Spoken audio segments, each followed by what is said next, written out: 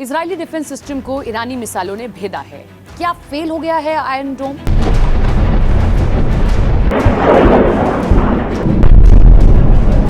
तेल अवीव में भारी तबाही देखी जा रही है। मध्य पूर्व एक बार फिर से युद्ध की भट्टी में तप रहा है। बीते 4 दिनों से ईरान और इजराइल के बीच घातक संघर्ष जारी है और इस संघर्ष ने न केवल जमीनी हमलों में बल्कि हवा में भी सुरक्षा के मायनों को चुनौती दी है। अगर हम बात करते हैं इजराइल की, तो ईरान ने इजराइल की ओर 370 से ज्यादा मिसाइलें दागी। इजराइल डिफेंस फोर्स यानी कि आईडीएफ का दावा है कि उसने इन मिसाइलों में से अधिकांश को इंटरसेप्ट कर लिया, लेकिन कुछ मिसाइलें सुरक्षा कवच को चीरते हुए इजराइल के प्रमुख शहरों तक पहुंच गई और वहां तबाही की तस्वीर नजर आई।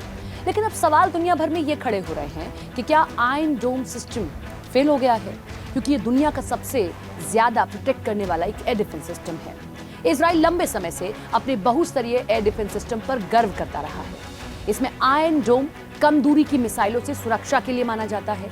डेविड स्लिंग मध्यम दूरी की मिसाइलों के लिए, एरो 2 और एरो 3 लंबी दूरी और बैलिस्टिक मिसाइलों को रोकने के लिए शामिल है। ईरान के हमलों में ये सिस्टम सक्रिय था और आंकड़ों की मानते हैं तो करीब 90% मिसाइलों को सफलतापूर्वक रोका गया। लेकिन विशेषज्ञ अब ये मानते हैं कि अगर 370 मिसाइलों में से करीब 10% भी सिस्टम को भेदने में सफल रही तो छोटे से देश इजराइल के लिए ये एक भारी नुकसान है।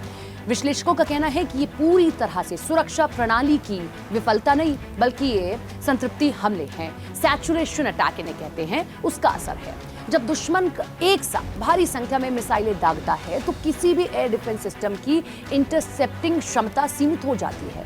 सिस्टम थकने लगता है, इंटरसेप्टर मिसाइलें खत्म होने लगती हैं और कुछ हमले सफल हो जाते हैं। अब क्या आयरन डोम एरो 3 फेल हुए हैं? इजराइल लंबे समय से अपने बहुस्तरीय एयर डिफेंस सिस्टम पर गर्व करता रहा है, ये हमने इसलिए कहा।